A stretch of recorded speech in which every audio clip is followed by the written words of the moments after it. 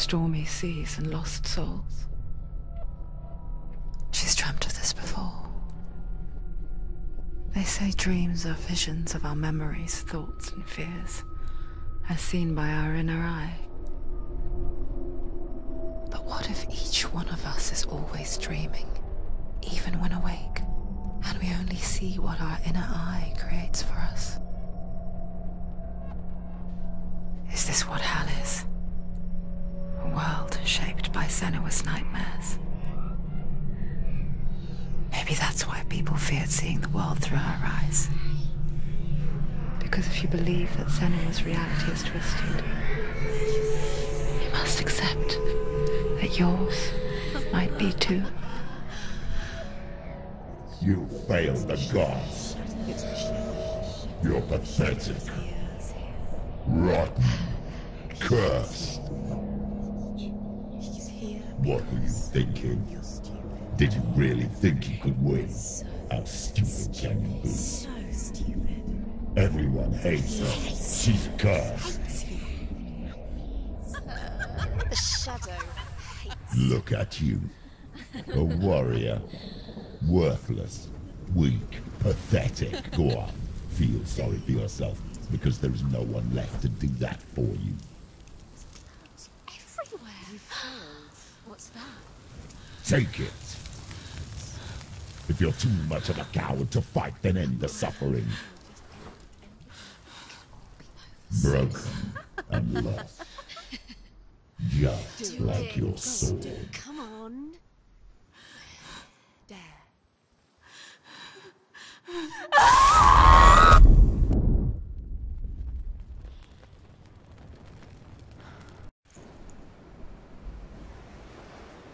Why go on, when you give everything and face that which torments you, only to find that it is worse than you could have imagined?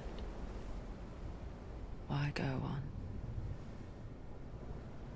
Is it really so weak to ask this? Or are we just so afraid of the honest answer that we do not dare pose the question?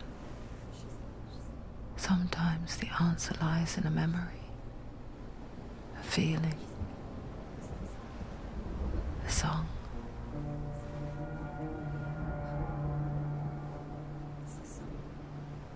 It's not real. It's a trick.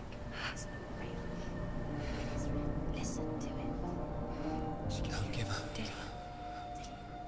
It's Not like this. It's not real. It is real. It's a trick. Don't trust it. Maybe you're already dead. Who are you? Do you still believe in yourself? No, it's not. It's a trick. She knows this. It's a trick. He's already dead. You know he's here. He can't be here. It's impossible.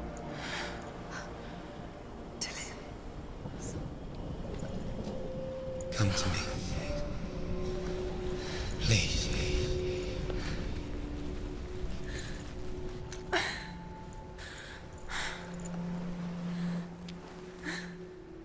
The light. Go towards the light. It's him. There he is. It can't be him. It's just a trick. It's in your mind. No, he's here. It's in your mind. It's real. It's happening. Go towards it.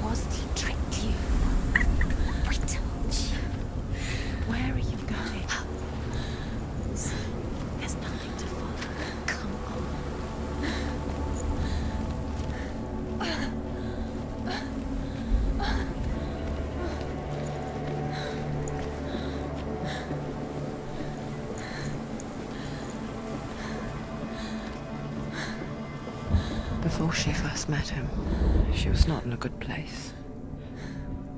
Just a teenager, but not like the others. Barely functioning, she rarely left the house. Her father's in-bell made sure of that. Only occasionally did she venture out on her own, collecting firewood and herbs. Errands out in the Orkney Plains.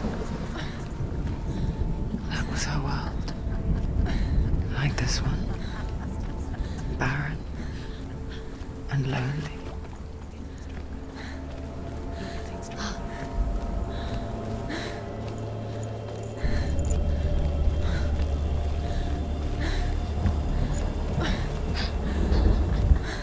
It's already disappeared. Nothing lives here, not even you. It's in your mind. You think you can see it. There he is. There he was. The lone figure of a boy. Sword play under the shade of a tree. She remembers the first time she saw him. To her young eyes, he moved as if dancing. And the world danced with him. The gloom lifted. And for the first time in years, she felt a ray of hope. His father's hall was built around a great tree, and one day, Odin comes and thrusts a sword into the tree, a gift to whomever can release it. Many try, but the sword only comes out with Sigmund's touch. His brother-in-law, King Siggeir, wants it, but Sigmund refuses him, so King Siggeir plots revenge. He invites Sigmund and his brothers to a feast, but when they arrive, they are met with an army, not a warm welcome. King Siggeir captures Sigmund and his brothers, steals his coveted sword, and readies them for execution.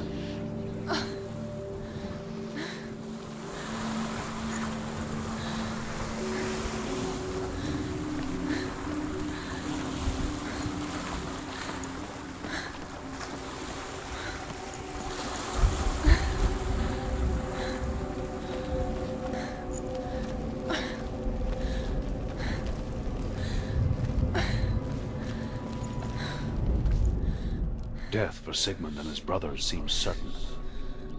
But the king's wife is Sigmund's sister, and she begs for mercy and implores the king to chain them up instead. He agrees. Not for mercy, though, but because he plans an even more cruel and lingering death. Chained to a tree in the forest that night, a she-wolf comes and devours one of Sigmund's brothers. She returns, ravenous, night after night, until only Sigmund is left. The next day, Sigmund's sister sends a servant with honey to smear on Sigmund's face. But to what end? Well, that night, when the she-wolf appears again, you'll never guess what happens.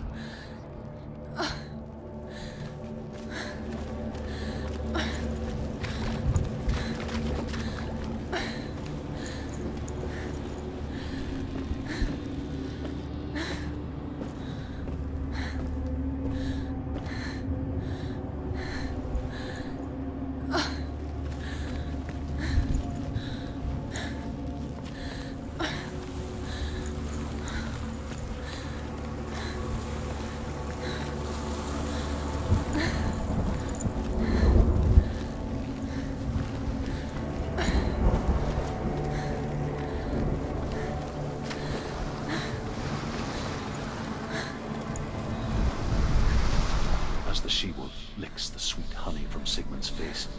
He bites the wolf's tongue. The she-wolf pulls away, but Sigmund holds on. The chains break, and he is free. After his escape, Sigmund lives like us, hidden in the forest.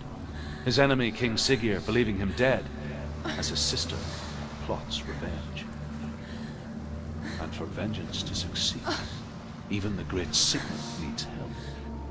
So she sends her sons to him. But their blood is weak and corrupted, and they're put to death by Sigmund. So his sister hatches a new plan, one that is cold of heart and pure of blood.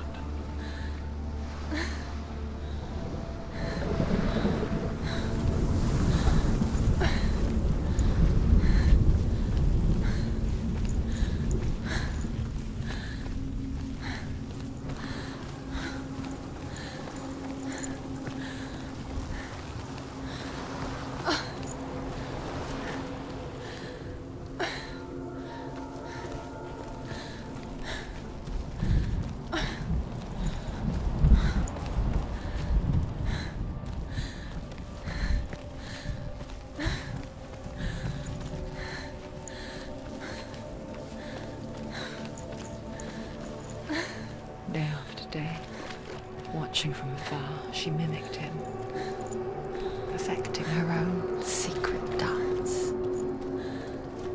wishing those fleeting moments of light would stretch out to last forever. Sigmund's sister trades shapes with a sorceress, and in disguise, she lies with her own brother. She gives birth to a son named Sinfjotli. After a time, she sends him to the forest to Sigmund. He tests the boy and finds him strong and fearless, and so they go to take their vengeance on King Siggeir. But luck is not on their side. They're captured, and Siggeir has them buried alive.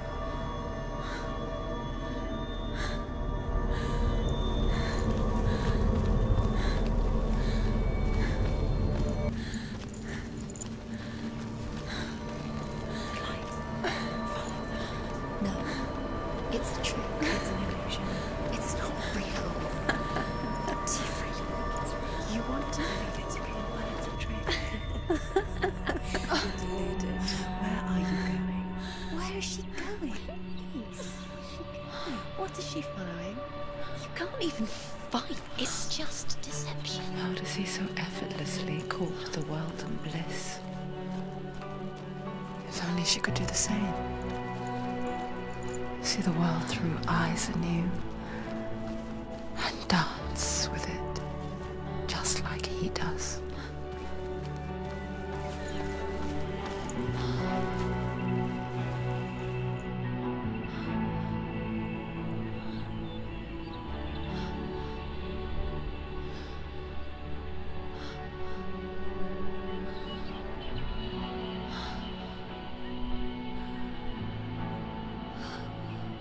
What's your name? Senua. I haven't seen you before. I don't leave home much. Oh, Zeno's daughter. I have to go. Wait. Who taught you to fight like that? No one. No one. Well, I watched you, and You learnt all of that from watching me? You should become a warrior, you know. me? I'm Dilly.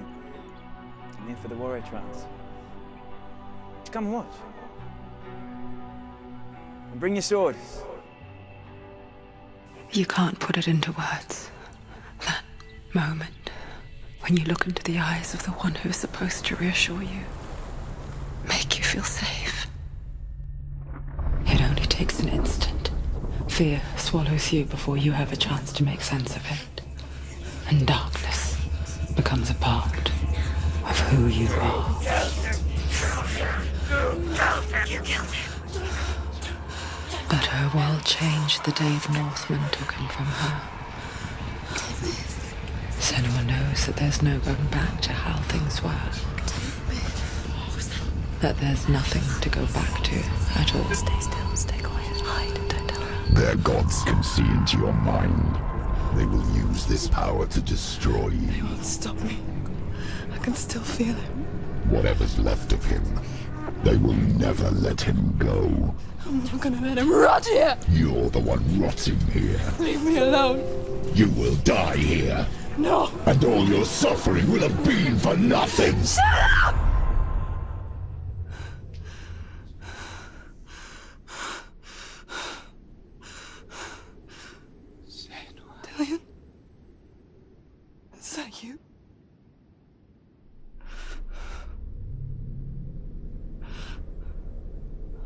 find you, my love.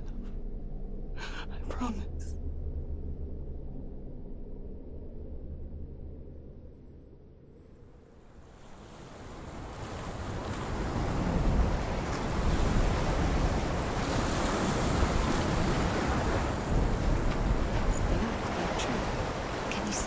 You want to believe it. Is he not real? Is he there? You're alone in these mountains. Is that Dillian? Nothing lives here. You won't survive. You met him by the tree. She met him by the tree. Maybe it's a sign, the tree. What's he trying to tell you? He's waiting for you by the tree.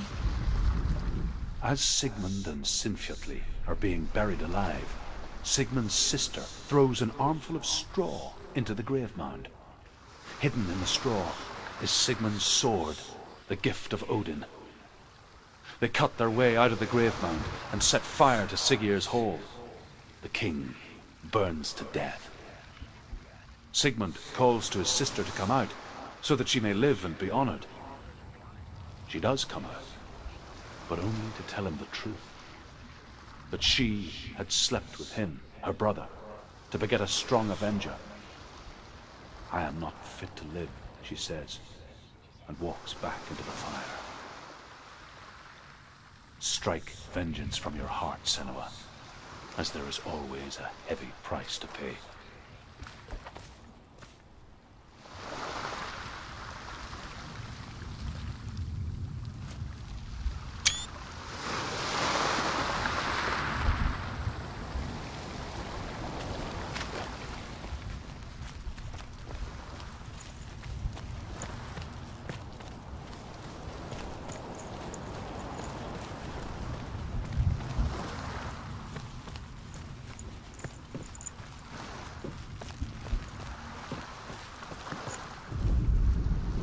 And here is the end of Sigmund's story. He was a fierce and great warrior who fought many battles. But one day, an old man came onto the battlefield. Although shadowed by a hood, Sigmund saw that he only had one eye. The man raised his spear, and Sigmund struck at it with his sword, but the sword shattered into pieces. Sigmund then knew that this was Odin, and thus that victory could not be his. He bowed his head and accepted his end. Dying, he tells his wife that she is with child, and that her son will one day make a great weapon out of the fragments of his sword. The sword named Gram.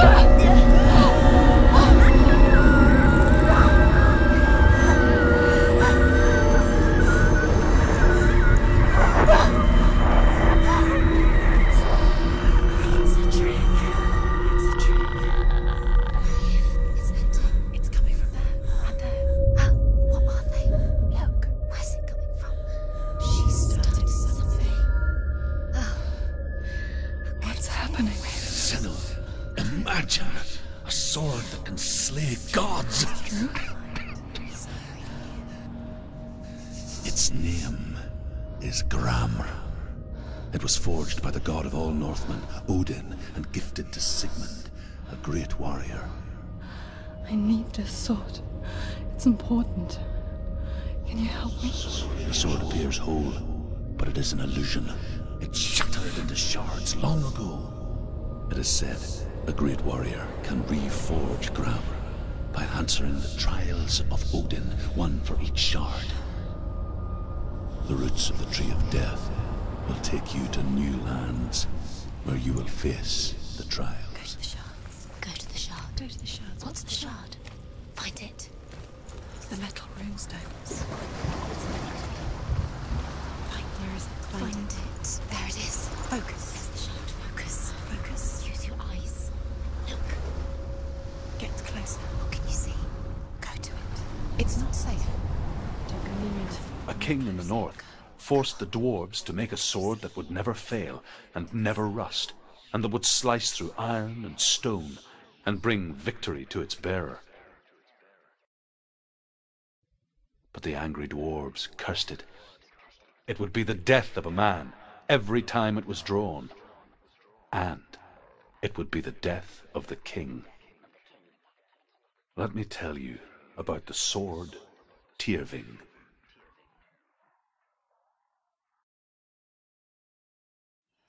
I don't recognize this place. Where are we? Where is she? It feels wrong. Where are we now? Burial mound. So strange that we go to such lengths to bury death. Something so very ordinary, inevitable. It's as if we conspire to hide death, because we have no answer for it. But when it comes, and forces itself onto our friends or loved ones, then comes the reckoning. Berserker, born after he was killed. She's a wild, willful child who teaches herself to fight with weapons. When she learns where her father is buried, her only desire is to reclaim the treasure buried with him, but above all, the sword, Tyrving.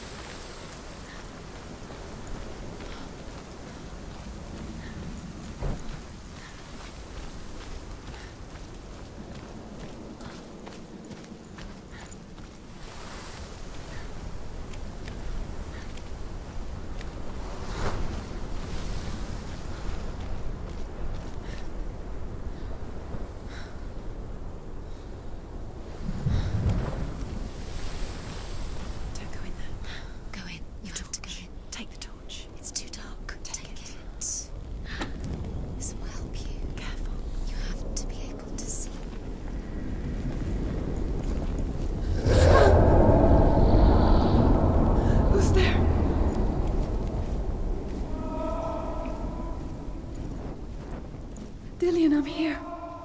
I'm here for the trials. Like when we first met, remember? I'll find him.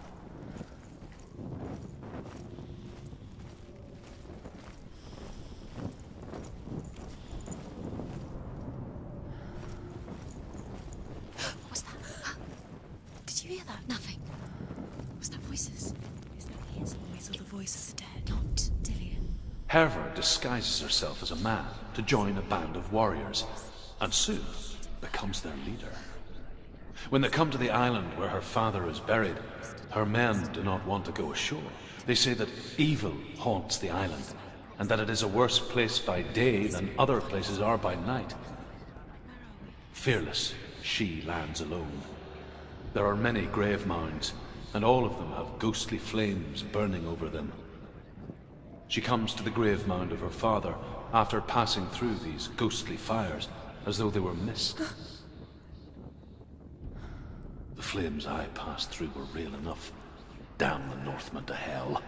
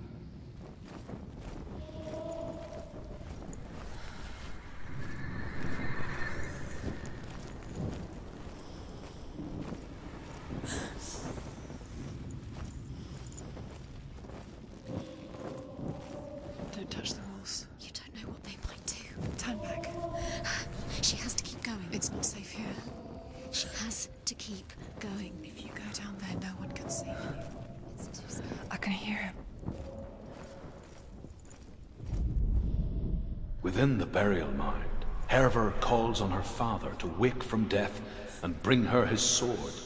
She says that it is not seemly for the dead in their grave mounds to bear valuable weapons. Her father answers with words of warning. You go to your doom. Baleful runes surround you. You have gone mad. You have lost your mind. Your thoughts are confused. It is dangerous to wake the dead. Like I said, she reminds me of you.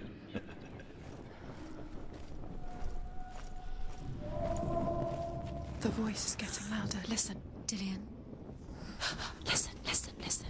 It's him. Listen. It's getting louder. There he is. You're getting closer. Keep going. Senua, follow the voice. You're nearly there. Dillian's voice. It's him. He's going to save you. Find the voice. Find him.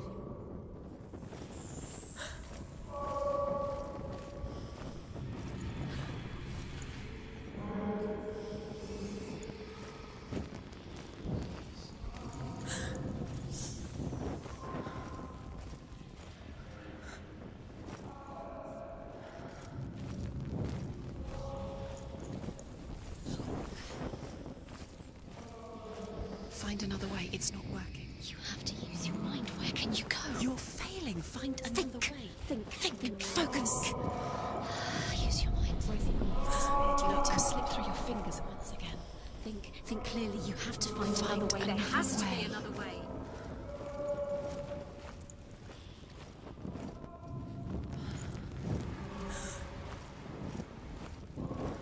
You don't recognize it. Don't doubt yourself. You'll never find it. She doesn't recognize it. Yes, you do. You know where you are. She doesn't. Listen for his voice. Listen. Dillian, where are you? Listen for his voice. Dillian. Does everything look the same? It looks the same.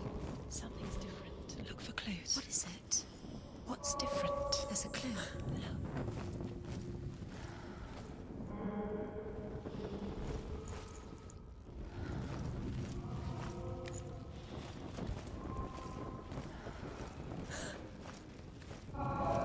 Light the torch. Light it.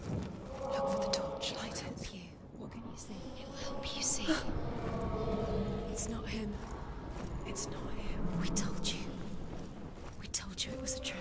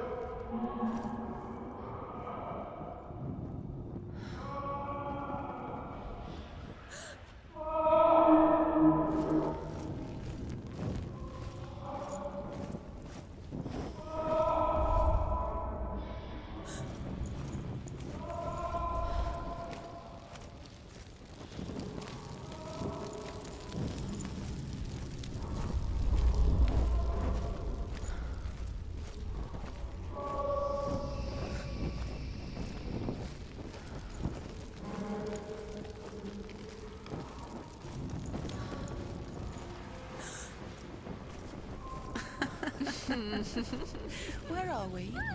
She has no idea. We're going round and you have fallen in. You think that sounded as Dillian's voice is a trick? You walked right into their hand. They have everything you.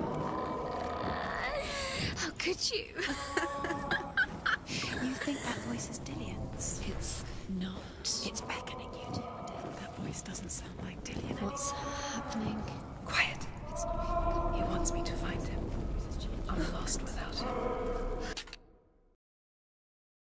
That's not Dillian. That doesn't sound like Dillian. It sounds like someone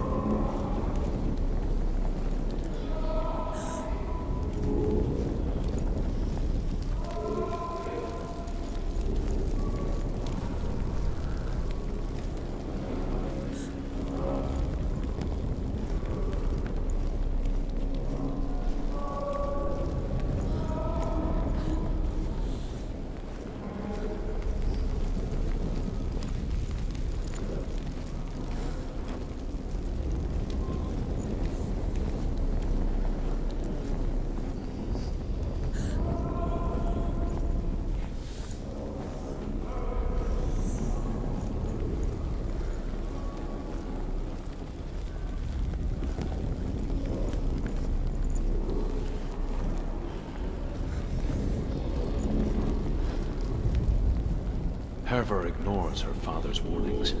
The grave mound opens, and it seems to be full of fire. Again, Herva demands her inheritance, but her father warns her that the sword is cursed and would be the bane of her family. But he relents and brings her the sword. She leaves the island with it, but the curse holds true, and death would follow in the years to come. And so, Senua, the misdeeds of a father have cursed his daughter.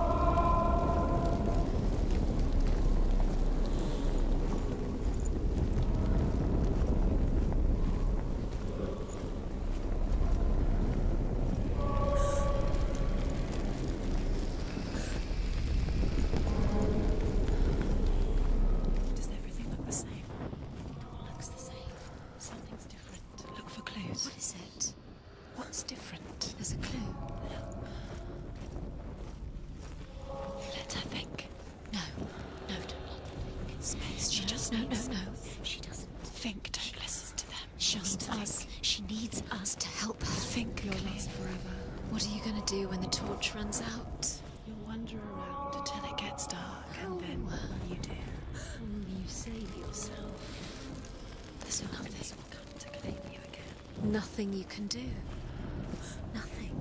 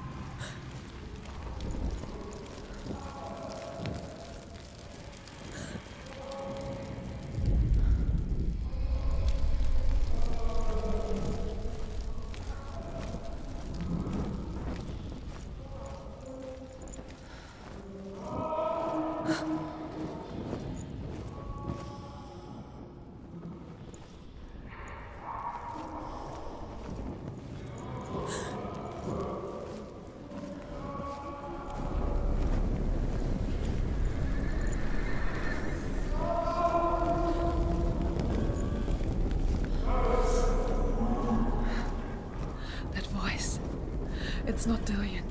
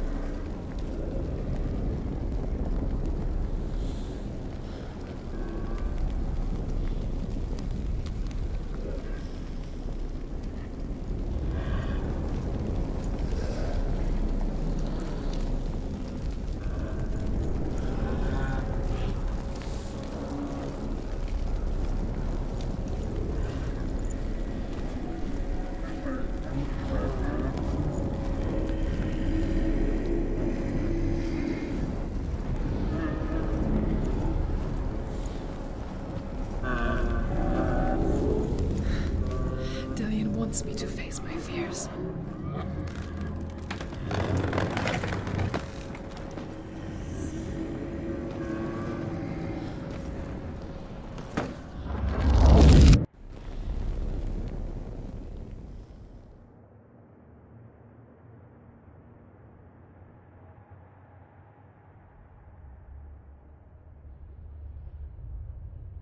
Father?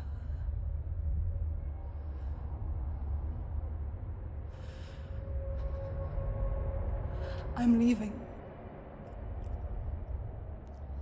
I've decided. I think it will be good for me.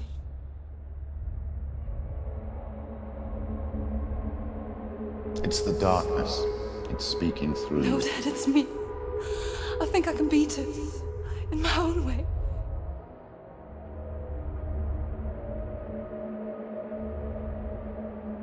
I can see the darkness in your eyes, child. I met a boy. Boy? The chief and son. No. He said he could help me. It's a trick. He said I could be normal. Normal? Yes. No boy is going to save you. No one can.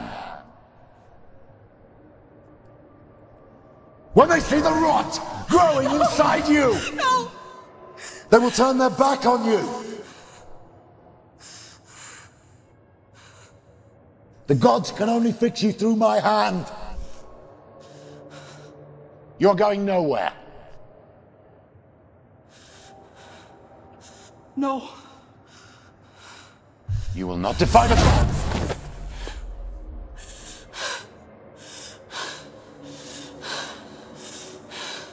Come, child, take my hand. Come. Senua.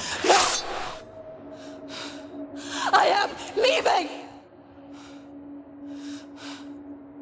You cannot escape the darkness. Your curse will make everyone suffer.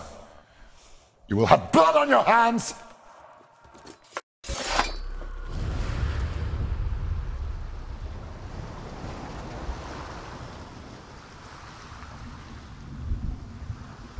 It's done. You did it, but there's more. There's more.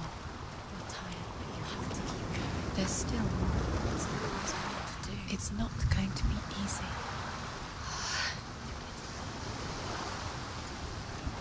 Can we do another one? It's too